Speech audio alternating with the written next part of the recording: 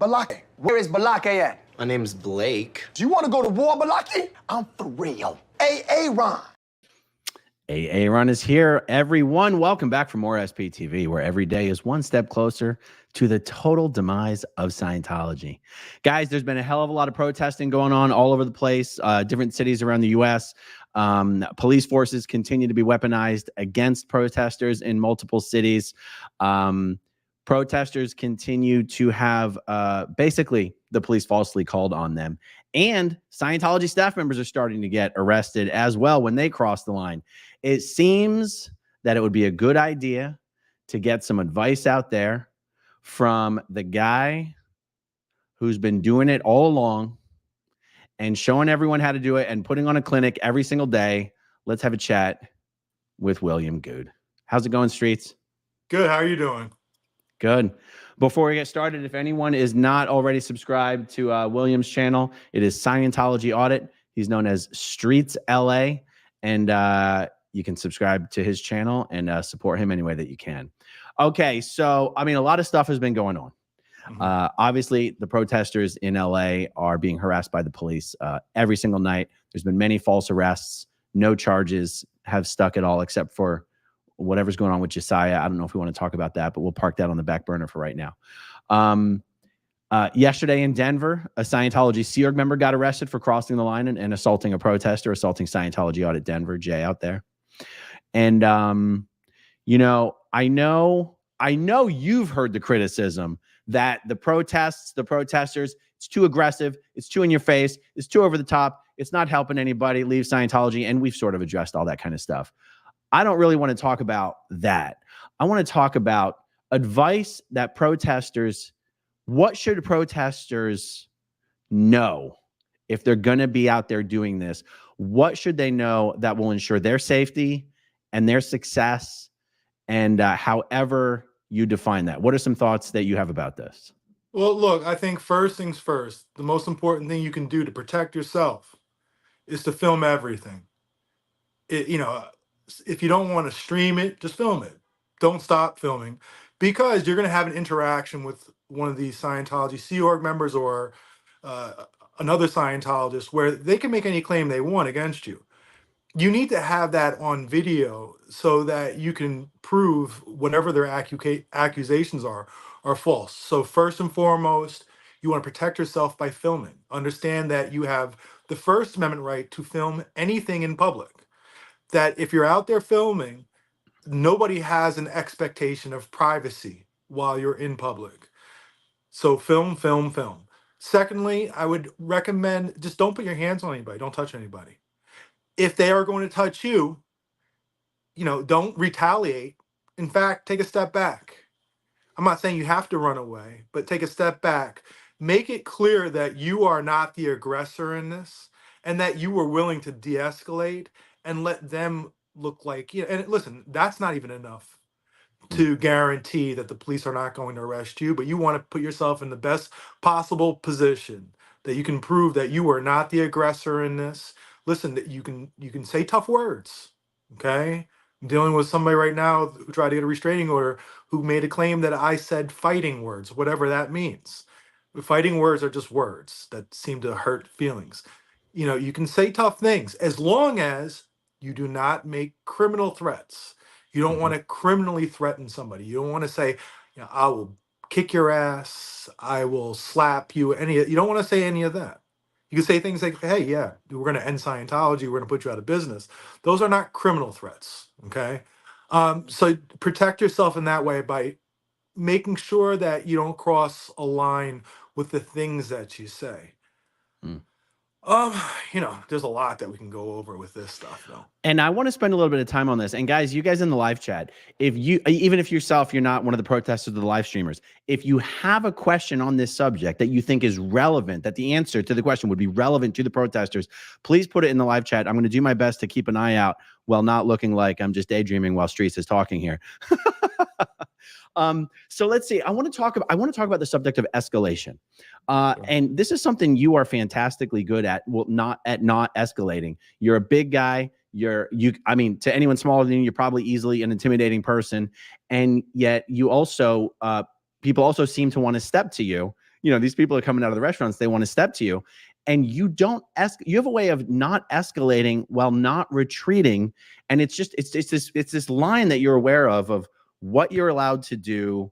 And the fact that it's all being recorded anyway, just the subject of escalation. If you can think of any examples, well, I don't want to call anyone out, of inappropriate escalation, or the right way to think about it, the right way to go about it. Listen, I like to make sure that no matter where we're at, if we're at the Scientology Test Center, if we're at the Blue Building, if we're at La Poubelle, to keep the focus on those individual entities, right? When we're at the test center, we want to protest that spot. At the same time, the surrounding businesses, we want to make sure that we uplift them, that we don't hurt their business, that we help their business. So one way to, when we focus on de-escalation, is make sure you don't create beefs with the businesses and the neighborhoods surrounding it. All right, it's really just isolate the individual entities that we're going after. If we're at the Blue Building, let's not piss off the neighbors. If we're at La Poubelle, we don't want to piss off the sushi restaurant next door or the neighbors around the neighborhood. So de-escalation, listen, you can, like I said, you can say tough words, you can say tough things. What you don't want to do is you don't want to threaten anybody. And listen, you have to treat, each person is going to have to treat these things differently. Me personally, I'm not the type of person that's going to back down. I'm not saying that you should do the same thing. I'm just saying that's what works for me. I'm not, that got me my nose broken too. You don't want to necessarily get your nose broken. But I'll tell you what you did not do was hit that guy back. Not one time.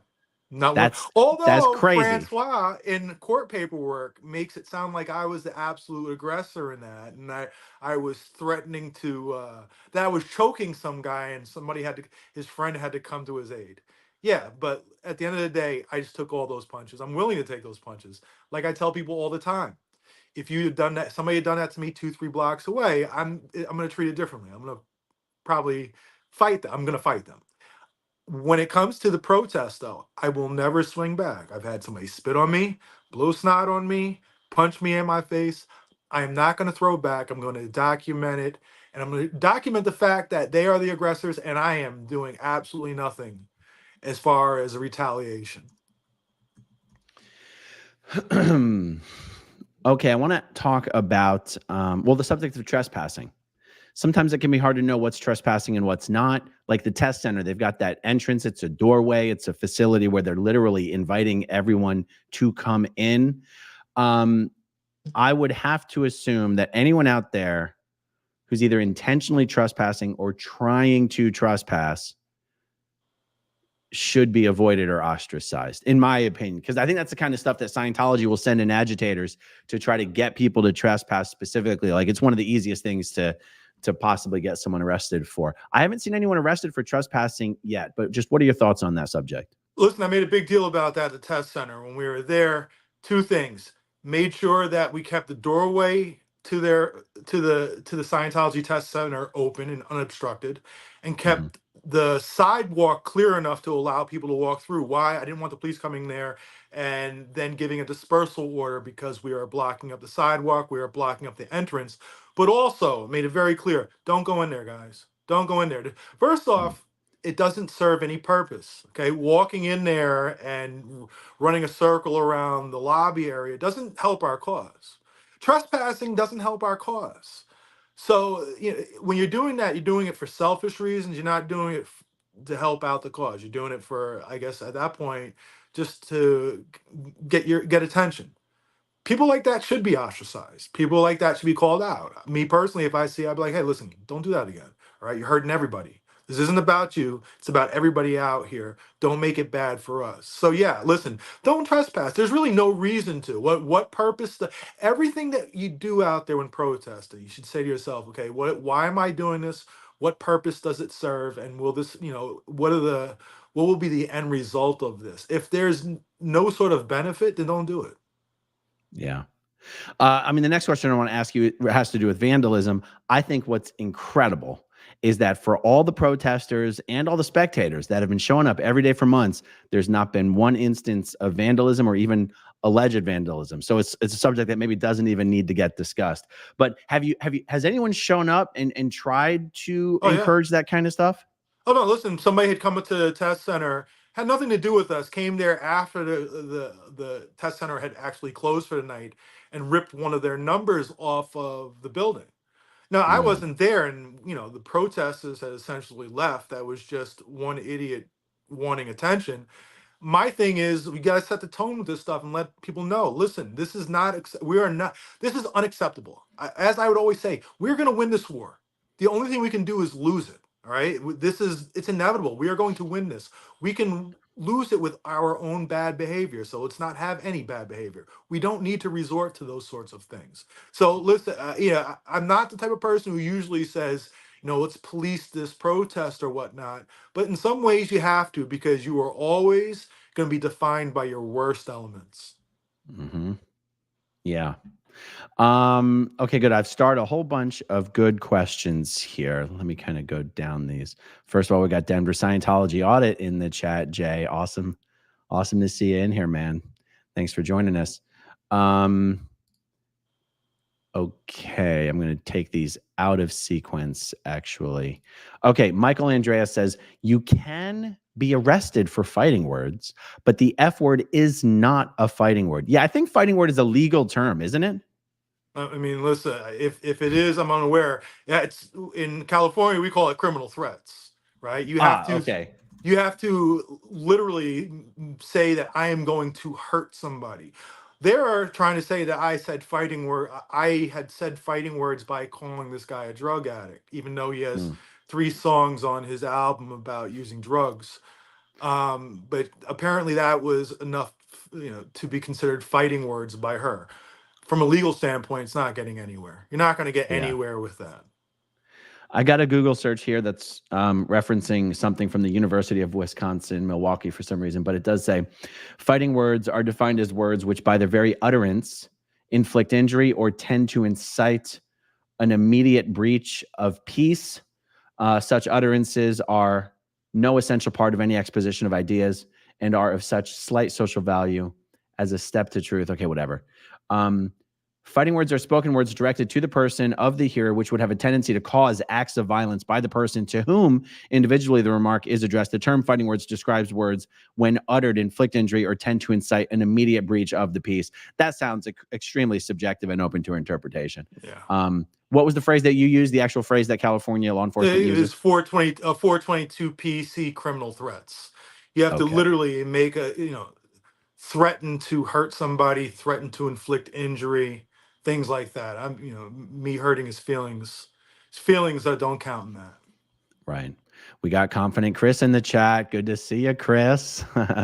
Oh no, Nora asks, should people protest alone or with others? I mean, that's up to the individual. I have no problem protesting on my own. Sometimes if you wait around for other people to show up, nobody's going to show up and it never gets started. I was out there at the test center for months doing it, and then people started showing up. So that's up to each individual.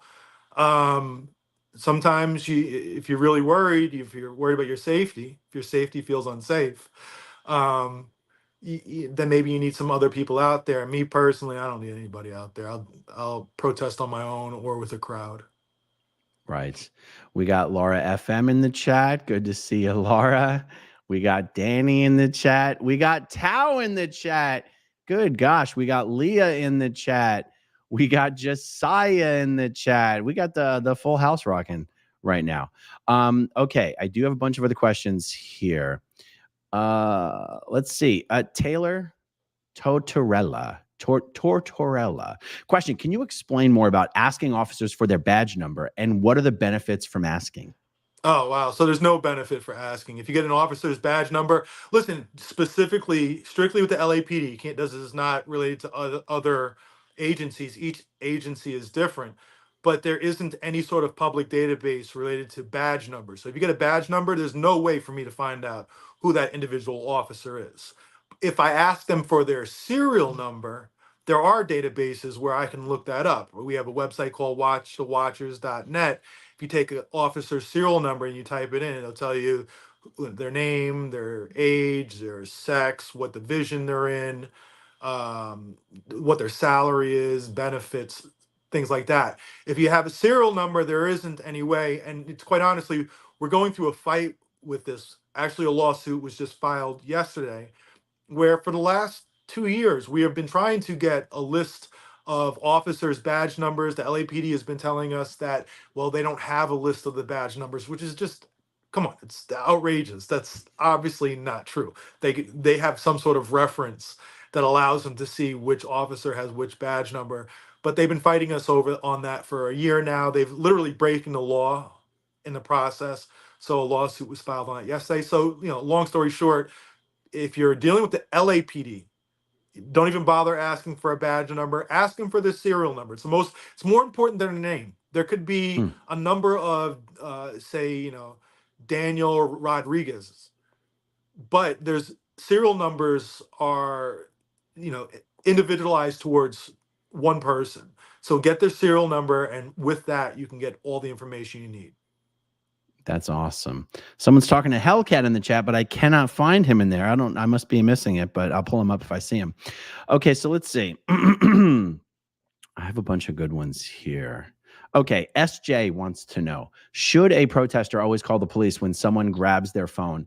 And is it important to call immediately and be the first one to make the claim to the police?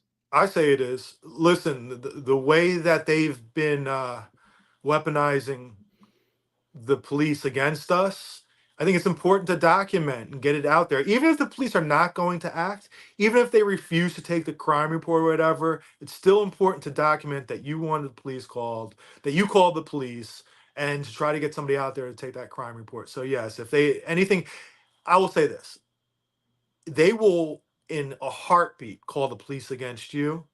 Okay, fair game. Make sure you use the same exact tactics back. Okay, good. St. Louis Scientology Audit wants to know, what kind of lawyer should I have on retainer or a phone call away? How to find that? Tips on this.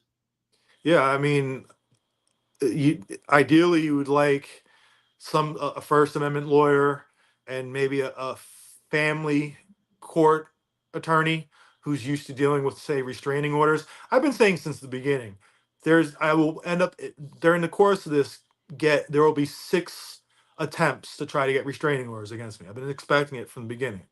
So I have my main lawyer, who's also is a family court attorney, who's been dealing with restraining orders and temporary restraining orders for decades. And then I have my other lawyer, who's an anti-SLAPP lawyer, one of the best in the country at this, to file sort of countersuits back at these people when they try to misuse the legal system to stop our First Amendment rights. So yeah, listen, ideally you would like, a First Amendment attorney, a civil rights attorney, or a family court attorney on standby. Uh, it's not easy to find people who will do this stuff pro bono. I've been dealing with my lawyers for years, so we have that relationship. I can't speak for other people how to go about getting that. So that's what I was just going to ask you is, how is it that the cost of these attorneys does not make the entire activity kind of self-defeating? Your attorneys work pro bono? How does that work? So no, let's put it this way. When we're dealing with these anti-SLAPP cases, right? And essentially an anti-SLAPP, you have the SLAPP laws where if somebody uses a lawsuit or tries to get a restraining order against you in a frivolous nature that is meant to try to suppress your First Amendment rights, to try to stop your free speech, then you can file what's called an anti-SLAPP petition back at them. If you win that, they are now, first off, the restraining order or whatever litigation is immediately thrown out, and they are now responsible for all your accrued costs, attorney costs. So my lawyer, I'm dealing with 2 slap cases right now, La Poubelle's lawyer and another incident where they're trying to claim, Scientologists trying to claim elder abuse.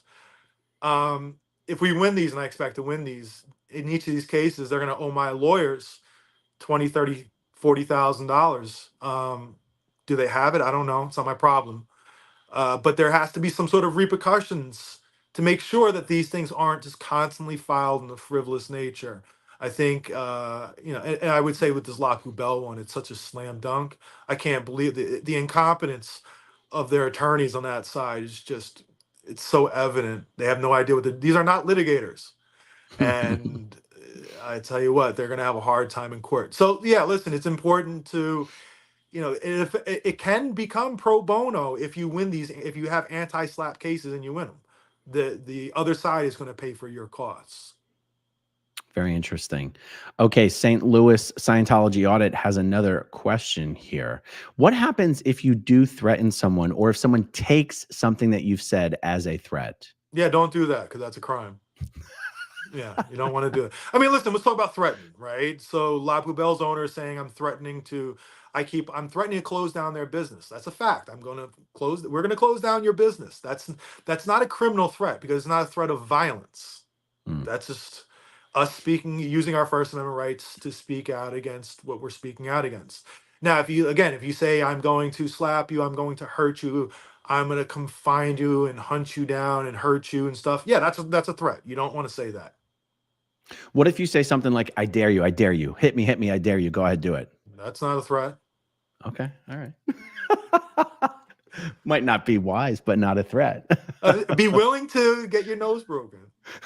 But sometimes it's worth it. I'll get my nose broken every time for if it proves a point, if it shows how corrupt, first off, it shows the violence by this restaurant and shows that the police didn't take it seriously. I think I'll take that every time. So I did see you post on Twitter. You had your nose reset the other day. Oh yeah, nice and straight. You did, right? Yeah, it looks pretty straight now. Yeah, but I gotta tell you, when it happened, I when somebody's yanking at your skull and you're hearing things crackle and pop, and then afterwards, like, okay, we're done. I'm like, well, I have to sit here for like 15 minutes. I can't move. Then to get into an Uber, and the Uber driver just wanted to talk my ear off. I was in no. Yeah. What was worse, having it broken or having it set? Oh, set, but it wasn't even close. Having it broken didn't hurt. My nose bled for an hour or two, but after that, I didn't feel any pain. I was out the next day in the middle of some crunchy protest. After I had it reset, I slept on my couch for 36 hours. I couldn't do anything. I was in a different place. Wow. Okay, here's another one from SJ. How do protesters handle instigators and someone trying to bait them into saying something or doing something that could result in charges? Don't fall for the bait. You just have to have self-control. Like I said, even when I'm at my loudest and I'm screaming, I think sometimes people think that means I'm somehow out of control. I'm not out of control. I know what I'm doing. Everybody needs to be under control. So you have to be cognizant of every word you say and make sure that what you say is not going to be perceived as a criminal threat. Don't throw that first punch. You have to be willing to just take punches. I'll be honest with you. I'm not saying you have to. At least I will. Okay, not everybody has to. You have a right to defend yourself. So if somebody's going to come up to you and do some stuff, you have the right to pull out some pepper spray and defend yourself. But with me personally, I'm never going to punch back. Not with this. Not with the Scientology stuff. Right. Okay, let me see. I do have a bunch more, but I've starred so much, I'm going to sift through them and select particular ones. Okay, another one from SJ. Is it appropriate to physically defend someone assaulting another protester? Yes. I mean, I have to say yes. If you're seeing somebody assault, me personally, I'm not going to just sit back and say, oh, please stop, or let's wait around for the cops to come in a half an hour or somebody's having their head pounded. No, I personally am going to step in. Yeah, I mean, listen, this stuff isn't easy, and Scientologists have shown that they're willing to get dirty. Understanding that before you come out there, understand what you're walking into. Okay, it's not easy, and I applaud anybody who can come out there. And if you can't come out there because you don't want to risk it, I get that too. It's not for everybody, but yeah, at the end of the day, you can defend you can defend people around you. What would your thoughts be on if someone shows up, someone's doing the protesting, and they say their goal is to get arrested? What are your thoughts on that? Tell them to get out of here. Go get arrested a block away. Me personally, I'll be like, listen, you want to get arrested? You go do it somewhere else. Don't be part of this. I'll be quick to put them out. But I mean, at the end of the day, is that easy for other protesters to do? I don't know, but I would hope that you have to understand you're putting this work in. You don't want to have it just you know go down the toilet because one person wants to do something selfish, some sort of act to get publicity for themselves. No, you have to separate yourselves from them. Like I said, you're going to be defined by your worst elements, so understand that. Yeah. Awesome. A girl says, question, why do the police keep saying that you cannot record at the police department? Because they don't know what they're talking about. You can so the lobby of the police department is a public facility. All right, you're allowed to film in there. Just like you could technically go in a post office and do the same. It'd be a little annoying. You'd be an irritating person to do that, but you can do that. But yeah, you have the right to film in a lobby. Me personally, listen, cops will say stuff. Doesn't mean that they're actually following the rules or following the laws. They will just say stuff. So they will tell Solomon and others, you can't record in here. If I walk in there, I wish they would tell me that, because I'm going to tell them, no, we're going to then arrest me then. And we'll just keep on going. And you know what they're going to do? They're going to back down because you do have the right to record in there.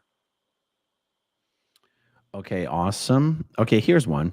Pincushion says, on Hollywood Boulevard, you said bring the community along. But at La Poubelle, protesters arguing with other business owners, isn't that alienating the cause? Yes, don't argue with other business owners. Just don't do it. Which other Just business owners is being referred to here? probably the sushi place. The guy comes out and he defends La Poubelle often. Okay. Mm. That's fine. Listen, he can have his opinions. At the end of the day, we are here for La Poubelle. Let's focus on that. Ignore that guy, and let's not go spend your money at the other places around there. So I agree with that. Don't alienate the businesses around there. Nice. Windy City Thetan Watch. He's one of the streamers in Chicago. Question, do you suspect every new person is a plant? No, I don't suspect anybody's a plant. I think people get too caught up in that. Okay, it's like plant what? They're gonna ask questions and get information out of us. We're live streaming everything we're doing. The whole world is watching, so I'm not worried about plants. The only time I would be worried about a plant is if somebody's gonna come in there and start trouble. But listen, that sort of paranoia doesn't help anybody. Um, be smart about things. If you see somebody acting up, call them out on it or walk away from it. But no, I don't ever worry about that. It is true, right? On some level, or on the most obvious level, the thing a plant would do is try to get people to do illegal stuff so that they could be arrested. But there's another level that Scientology might consider sending plants in. And that is, because this activity is becoming such a social activity, Scientology could conceivably send in plants to even, for a while, do good protesting work. And honestly, just try to sow division, sort of high school kind of stuff between protesters to try to get them upset with each other, to try to, divide them up. And I'm not saying every time that happens, it's a plant, because this is any group is going to have drama. It's just the way it is. But I'm just mentioning it, that because that is a natural thing that will always exist within groups, Scientology will send in agitators to set off those sparks, or to pour gasoline on sparks. Like, that is something people should be aware of. They should. And what they should do is not feed into it. All right. When you start seeing that, focus on the work, focus on the cause. Don't focus on interpersonal beefs and the drama and stuff. I don't listen to it. I'll be honest with you. When people tell me about the dramas going on, I'm like, I didn't know anything about that, because there's not enough hours in a day. I'm only willing to give but so many hours to this a day, and it won't be over the drama stuff. So try to compartmentalize that, I guess. And if it starts getting to the point where it's becoming harmful, address it. Just or force those people out. Cool. All right. Jolene Fields has a question. When can you deploy pepper spray? Does there have to be contact to prove self-defense? I'm not able to take body blows or head injuries if I don't have to. I What do mean, you yeah, think on I that? guess you can make a case that if somebody makes criminal threats towards you, or brandishes a weapon, or makes a fist before there's contact made, that you could do it. I'm just saying that when you're in the course of protests, if you use it before you're hit, you're going to be charged with a crime. So just, you have to keep that in mind. Also, keep in mind, technically under the law here in LA, you're not allowed to have pepper spray at a protest. It's actually illegal to have pepper Wait, say spray. that again. Say that one more Yeah, time. it's technically illegal to have pepper spray at a protest. So Really? yeah, so you have to keep that in mind.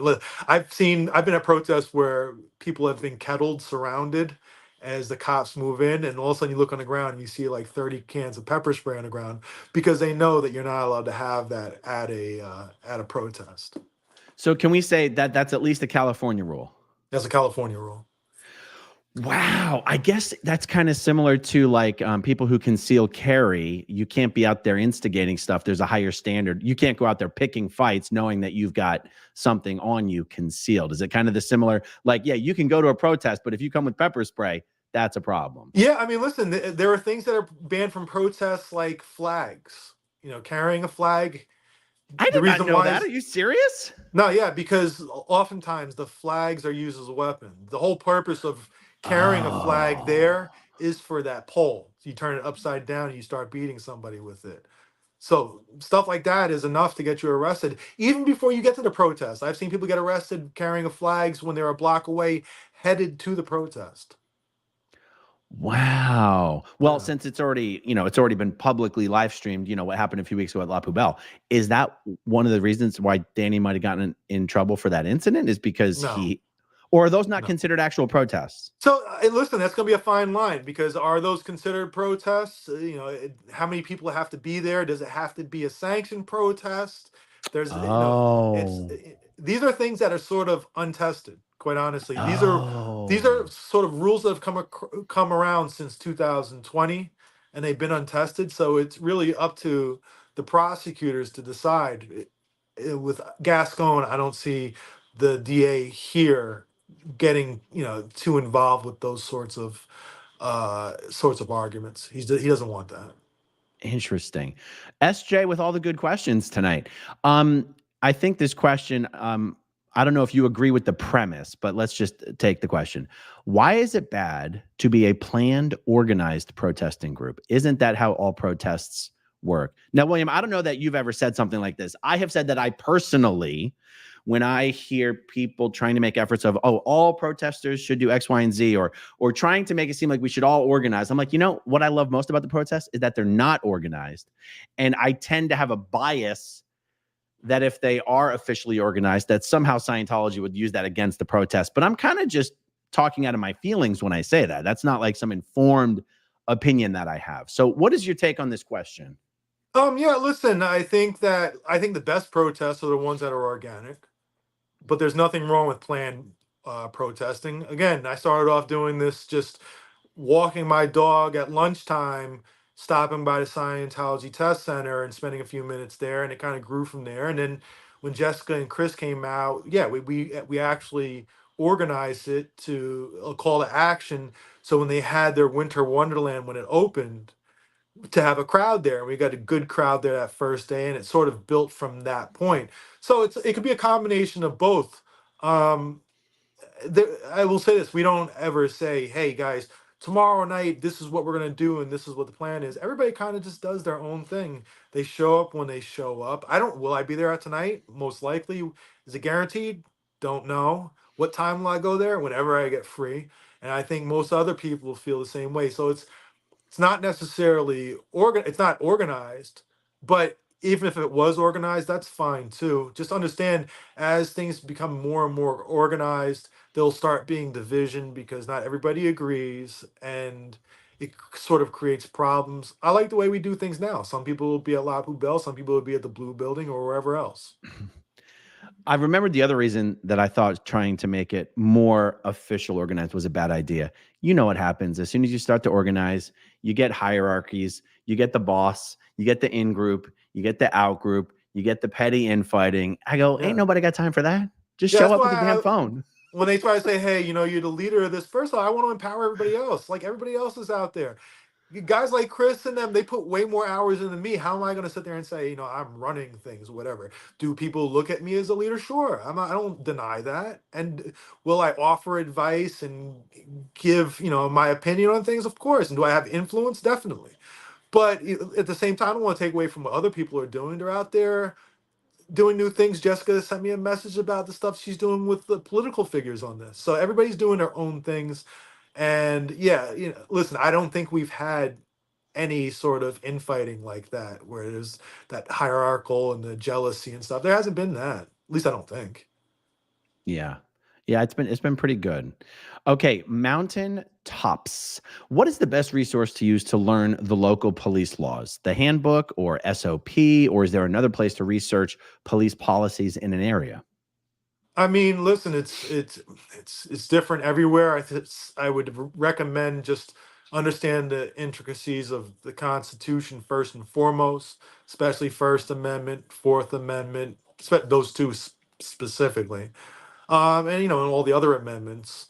Then from there, if you can, if the police department releases their handbook, get access to it.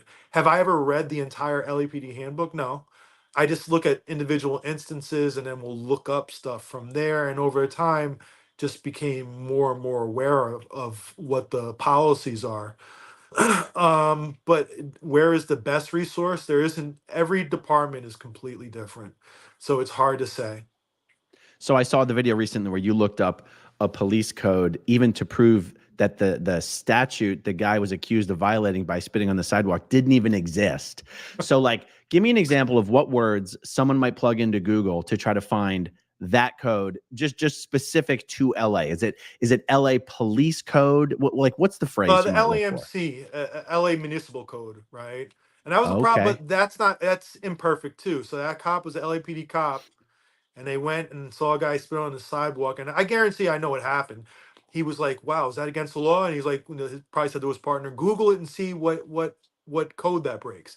And they Googled LAMC code spitting sidewalk, and the first thing that popped up was 10.56.070. And they said, "Oh, there we go. That's the code that they broke." But they didn't bother to look to see that it was a different county's code.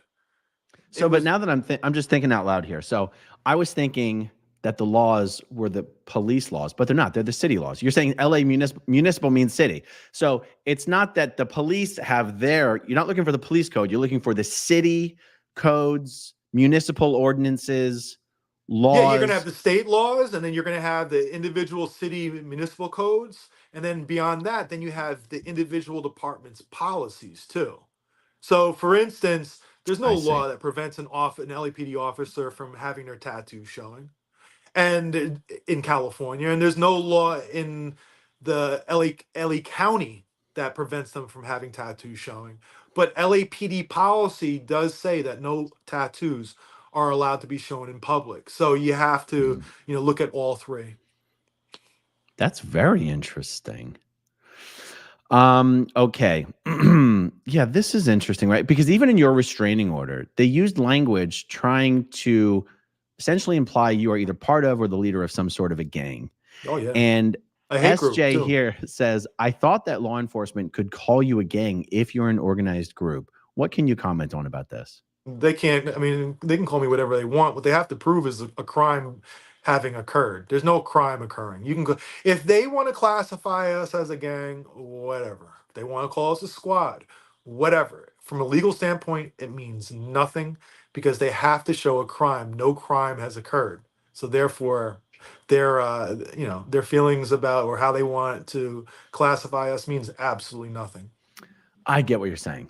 Yeah, you can be an organized anything. If you're an organized group that's not organized and breaking the law, you're not a gang. So they can call you a gang, but Yeah. there's no That's not crimes that being sort of committed. language is not helpful. She's going to have to go to court, and the judge is going to say, "Well, you Ah, refer to them as a gang. How do you prove that?" Well, they come ah. around and they yell and stuff. Well, that's not gang, okay? Okay, so Diana Johnson says, why do you ask them for their card? Now, this relates to the badge number, serial number thing, but what do you have to say about the card thing? Yeah, so police officers carry business cards on them, and when you ask for it, they have to fill out the front part, which has their name and the serial number, and the back part will say the reason why they were being asked for the card or what the incident was. So that's the first thing. The minute I ask for their card, they cannot claim that they didn't hear me or didn't know what I was talking about. So I'm that's just me asking for the business card. They know what it means. So yeah. Okay, this just reminds me of a follow-up question that I wanted to ask.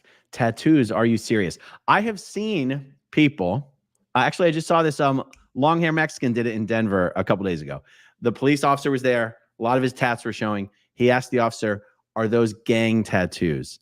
I've heard That's people ask police officers this a yeah. lot. What's the deal with this question? No, I mean, listen. If I see them wearing if I see them with tattoos, I'm going to ask: Are those your gang symbols? Are those your gang signs? The reason why officers are not allowed to have visible tattoos because some of them can be offensive to the public. If they have some white nationalist tattoo or something else, it could be offensive. So therefore, their way of dealing with this is that no tattoos. You can have tattoos. They just can't be visible. So if you have tattoos on your forearm, the LAPD policy says that if you have tattoos, you have choices. You can wear a long sleeve shirt to cover them.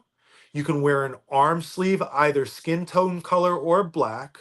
Or if the tattoos are smaller than 3 inches, you can wear a skin patch to cover them. But tattoos have to be covered. Hmm. Interesting. Okay, Scientology Trigger says, would it be effective to protest at political offices where change can be compelled? Yes, that's exactly.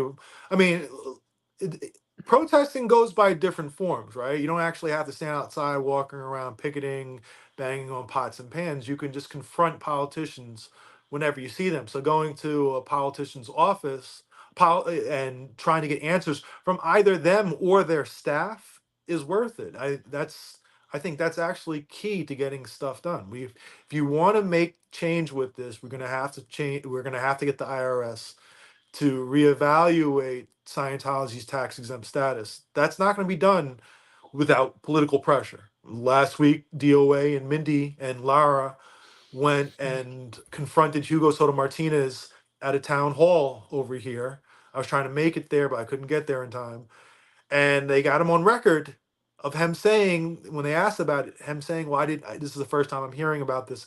I'm going to look into it." That's important because now he can't claim that he hasn't been asked before. He can't use that same answer again. He's had time to look into it. What's your answer now?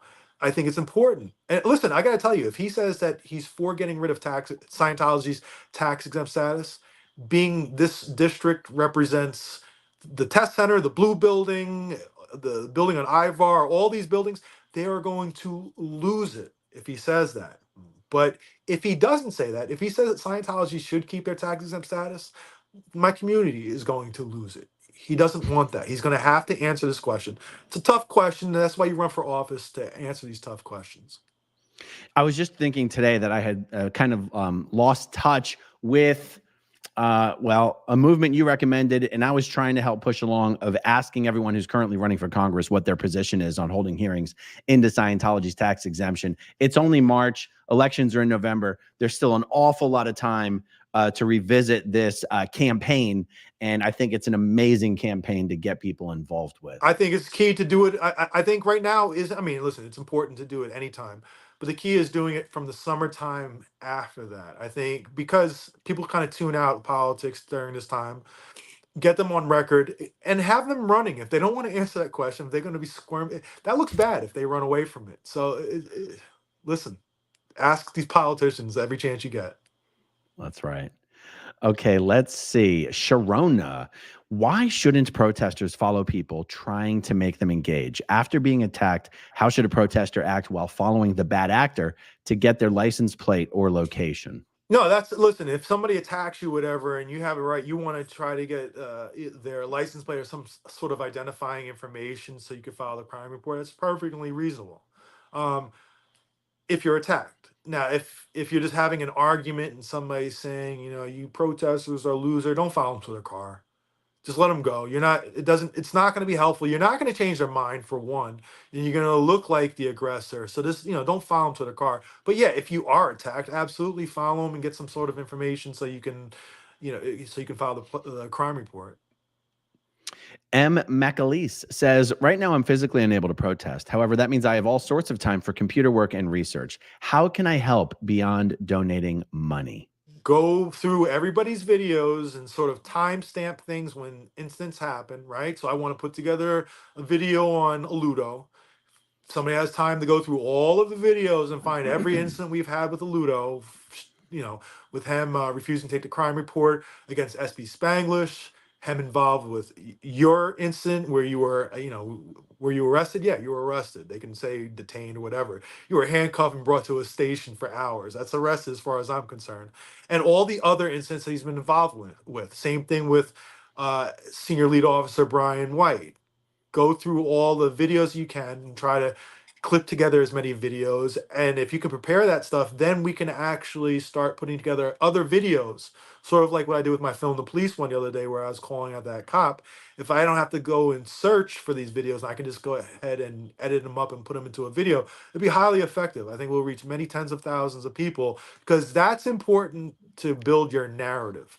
It's one thing to say, this guy Aludo, he's a dirty cop, and look at this incident. It's another thing to say, hey, this guy Aludo is a dirty cop, and look at these 10 incidents, and look how he handled them every single time. Look at the response when they were arresting us, and look at the response when we were attacked. I think if people can go and timestamp them or put them together and put them in folders and stuff, that would be super helpful. That is an awesome way for people to help. And also, since there's so many viewers out there who might want to help in that way, let me throw this out there as well. Even for streams where maybe nothing like terribly, I want to say exciting happened. The truth is, any live stream has something exciting happen. But I mean, anything of a criminal nature. Look, I mean, some people are doing 4, 5, 6 hour streams. If you're a viewer of your favorite channel and someone has a really, really long stream, something that you can do that is helpful is to put together little chapter breaks for them. Like, honestly, it's just a way to help out a channel. So you might go, oh boy, how do I verbally explain how to, if you just email or text or comment in your favorite, in the comment section of your favorite channel, timestamps, arrives at La Poubelle, I don't know, anything interesting that happens, DOA shows up, conversation with Streets, just anything to break up the monotony of a 5-hour stream, and it lets people sort of fast forward through the video. Anyway, that's just it's actually very helpful from a YouTube perspective. It's actually very helpful. Super helpful. Okay, so this is an important question. How does Streets feel about Mini Streets? Oh man, Mini Streets is a bad bitch. I really like him. And Esperanza wants to know, when are you interviewing Jessica? So this question, I think, is for me. Now that I'm all feeling better and I'm back in the saddle and I'm ready to go, I'm going to interview Jessica and Confident Chris ASAP. I can't believe I haven't yet. So yeah, I just got to text them and work it out. Okay. Ben Bacon Bits. Streets reminds me of one of my drum instructors. Really nice and smart guy. Nice. Random guy, random day. Should we do an Ideal Org tour at some point? Y'all should join me here in Hamburg, Germany, and we go from there. First of all, I've always wanted to go to Germany, but I'll tell you what, I'm gonna be a little bit of a Debbie Downer in response to this. And this feels unwarranted. This feels like I'm going to be overreacting to this question, but I do have a pet peeve. And that is people who, I feel like I'm being so unfair to random guy, random day. I'm not even responding directly to you. You're just reminding me of something. People who almost obsessively ruin something that is already going very, very well by insisting it needs to be something bigger, different, or better than it already is. It's one of my biggest pet peeves. I'm not picking on you, random guy, random day. I promise you. I'm just throwing this out there. Because the truth is, what's happening right now is going so well just organically. Mm-hmm. It doesn't need to be transitioned or evolved or refined or streamlined. People just need to do more of it. And if you have a great idea of how something could be done better, then do it. Don't insist everyone else do it. Yeah. Just do it. We've gotten so much done in the last few months. And so sometimes I'll hear, hey, here's a recommendation. I hate that. I don't mean to sound like a jerk, but man, we've shut down the test center and essentially shut down most of the stuff here in Southern California in a few months. What more can we do? They are absolutely in retreat. It's true. It is totally true. Oh, I see Utology is in the chat as well. Utah, for some reason, I've never responded to any of the emails anyone has sent me about Utology, but Utology, I do watch your videos and I'm not ignoring you. I promise you. So thank you for being in the chat as well. Okay, let's see. We have Red Tar for me. Bless you both. Stay safe. Thank you. We got Surrounded by Scientology, Clearwater George. Streets is right on. The war is ours to win or lose. We choose. Streets is so insightful. I've learned so much from him, and we all need our own style. Yeah. Miss Scorp, Arizona. Your safety is safer when you're not in a cult. Indeed.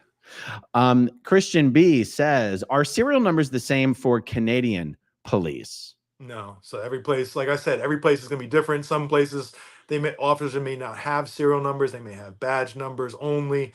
So it really depends upon your department. If you're, what you can do is if you're outside of LA, just go up to a cop you see and say, hey, how are you guys identified? They may answer that question. Yeah. Okay, so I've been meaning to do a video about this one for a long time, and it never rises to the top of my list on any given day. Wallflower says, I'm shocked to learn that my favorite TikToker, Nadia Muno, aka the Pasta Queen, is a Scientologist. She lives in Clearwater and was a member on the Jive Aces. The Pasta Queen is a very high-level Scientologist. I've been meaning to do a video about this. I mean, she's just the Pasta Queen, right? It's not like I'm not like boycott the Pasta Queen, but I mean, I think people care whether someone is supporting an international human trafficking cult. And the fact is, if you're a Scientologist, that's what you're doing, even though you don't believe that's what you're doing. I'm sorry. No one who's in a cult thinks they're in a cult. The fact that you don't think that's what you're doing doesn't mean that's not what you're doing. And that's why people are going to talk about it, So I don't think being a Scientologist is a good career choice moving forward. Right. I think that's information that she doesn't want people to really know about. That's right. Lisa Marchbank says, I know Hugo. I messaged him about the protests on January 18. He knows. Oh, so Hugo knows. Well, I look forward to seeing Hugo again. That's my arch nemesis. Utology, here he is.